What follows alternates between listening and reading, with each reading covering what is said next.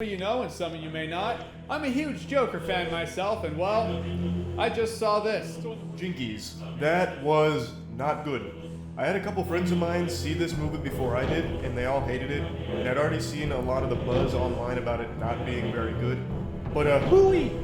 It's really just not good. The worst thing about Joker Folie Deux is its unfulfilled potential. It begins with the promise of a novel approach to the Joker and Harley Quinn, placing them in a world where the second Joker movie is pretty fascinating. It's a character study with almost nothing new to say about its lead character. There were multiple times that I watched Joker Folie Deux, and I thought this is one of the worst movies I've ever seen. This is actual content of the narrative is so bad that I cannot fathom watching this movie again. So 3 out of 10. T-minus 1 day. Yeah, already. I did not watch Joker 2. Nope, nada. I didn't watch it. What's going on, Absolute Units? And welcome to a new show called I Did Not Watch, a show where I talk about a current popular thing and just didn't bother watching it because of lack of interest, or I just lost the mood into getting into it. Sometimes it's not an actual current popular thing, but some trend that used to be big. And after I'm done with it, I decide to give it a score whether I should watch it or not. Today, we're going to talk about Joker 2 Folie Deux. Thanks, Fall Out Boy. Which is the direct sequel to the first film, continuing Joker's story as he continues down to his madness. Or at least that's what I believe, when the only people getting mad here are the audience who watched it. Because, oh boy, the reception is not good. Of course, some had already expected the movie to be bad when it was announced that Joker 2 would be a musical, and that caused a lot of skepticism. But there's probably a small minority supporting us saying, well, you know, maybe it's not such a bad idea. Maybe there's some kind of artsy reason for it to be a musical. I mean, this is a crazy guy we're talking about, so the idea of being a musical might not sound bad, right? Nope, it isn't. Turns out turning this into a Disney made-for-TV musical was such a bad idea after all. At least High School Musical had some original soundtracks, but this one? Nah, this one's a jukebox musical, aka using pre-existing music, which makes you wonder if this movie has a plot to begin with. Oh, and Lady Gaga is in this movie as Harley Quinn, because apparently she's DC's mascot now. Or if you want to make a bad comparison, Lilith from Darkstalkers. Now for a real squeeze here is the reason why you clicked on this video.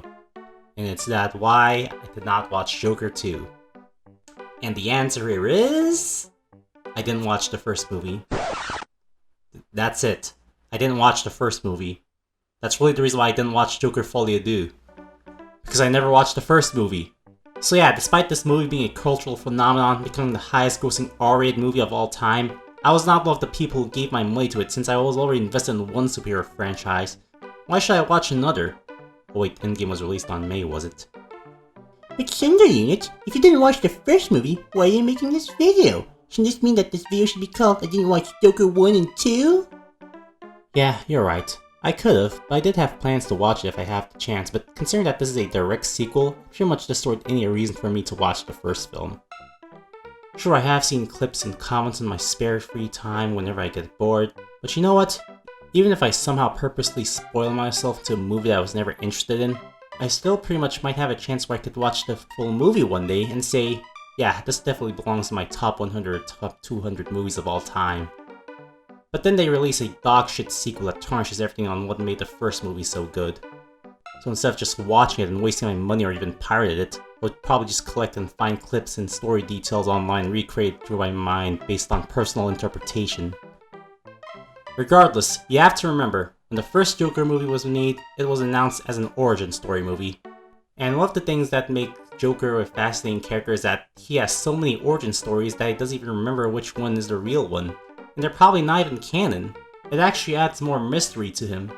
Who knows, maybe Arthur Fleck is actually the Joker from the comics, or maybe he's actually Dark Knight Joker, or maybe even 60s Batman Joker. Heck, the guy that killed Batman's parents in the movie might be Jack Nicholson Joker. The possibilities of his origins are endless, and that's why I find this movie fascinating. It's just someone making a possible origin story, even if it doesn't make sense. But hey, if the prequel of Cycle takes place in modern times instead of the 60s or 50s or 30s, I'm sure it's okay to call this one as one of his possible backstories. Now, as for me having plans to watch the movie, will I do it? Well, seeing if the post-reception of this movie is not looking good so well, and how much damage it has done, I'm gonna give Joker Folie a 1. I'm glad that I didn't watch this movie. As for a first Joker movie, I'll probably give this a 2. We'll probably watch it, sticking to clips for now. And that is pretty much all I can say about it. Now, sorry if I sound like I have no right to talk about the Joker movie simply because I never watched the full movie. But listen, as long as I try treating it with respect and understanding of it, I think it's fine from my part. So anyway guys, what do you think about this new show I didn't watch? I guess you can see that the idea is inspired by James Rolfe's No Review I Refuse video on Ghostbusters 2016, because that's actually the entire point of this new possible series. Basically a series of non-reviews, or anti-reviews, and finally giving it a score whether I should watch it or not, or just completely skip it. So what about you absolute nudes out there? Have you seen Joker 2, or are you just like me who hasn't seen it? Please tell me down in the comments section below, I'd like to hear your reason.